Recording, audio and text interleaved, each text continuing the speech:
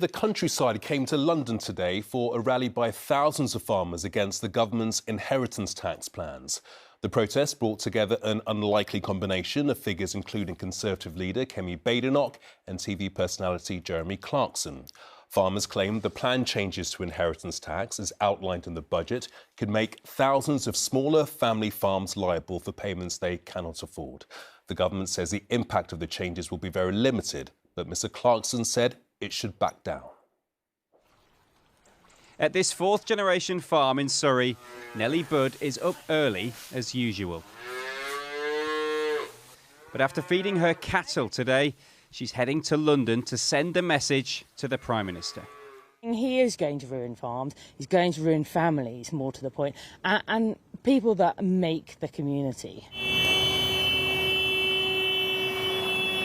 Out of the country and into the capital, Nellie was joined by thousands more farmers, angry and upset at tax changes in the budget.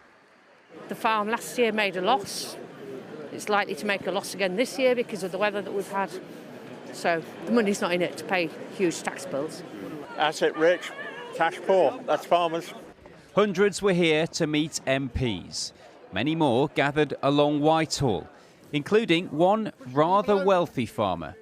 This was rushed through, it wasn't thought out, and it's a mistake. Do you think the government are listening? No, he's in Rio. You'd have to have big ears to hear us. Do you think this will change the government's mind? Don't know. Hope so.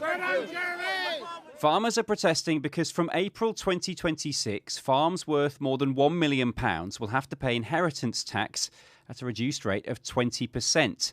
The threshold rises to £3 million for some couples passing farms down to their children. The government says fewer than 500 farms per year will be affected. The National Farmers Union says it's many more. What's your message to government, Ms Badenoch? Reverse the tax. Today's march united the Conservative, Liberal Democrat and even Reform Party leaders.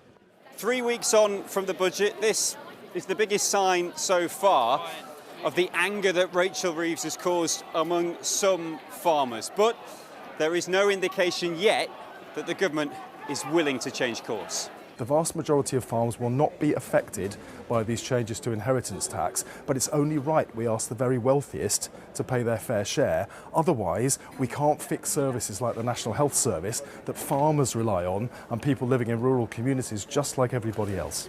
Nellie is hopeful today's protest will begin to change minds.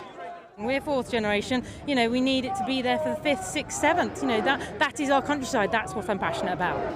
If ministers don't budge, these wellies could be back in Westminster before long. And Harry is here with me now. Harry, today's protest in many ways a headline defining events, but where do farmers really go from here? Well, it was a big event today, much bigger than the organisers anticipated. But many of the farmers I spoke to at that protest weren't convinced that the government is about to change course. Now, interestingly, if you speak to the National Farmers Union, they've been meeting with ministers from the Department for Environment, Food and Rural Affairs this week. They think actually they're starting to get through to ministers and they're beginning to become more sympathetic to their arguments about how big an impact this policy change is going to have on farmers. They're less optimistic their message is getting across to the Treasury. The number of farmers affected here is fiercely disputed by both sides. Keir Starmer, the Prime Minister, again today reiterated he thinks the vast majority of farmers won't be affected by this. The National Farmers Union say that's simply not true. Now, interestingly, on a policy like this, so controversial that attracts big protests, you speak to lots of backbench MPs and sometimes they'll say to you, look, I can't say this publicly, but privately I'm urging the government to U-turn. I think this is a disastrous policy. I've spoken to lots of Labour MPs this week. Many of them represent rural constituencies, many of them newly elected. I haven't heard any of them saying that. So you don't get the sense that there is this internal pressure on the government to change course here. Now, farmers, of course, hope that these protests and hope that their pressure will prompt the government to change their mind. But for now, it looks as though the government is willing to try and ride this out. Yeah, interesting stuff. Let's see how this plays out. OK, Harry, thank you.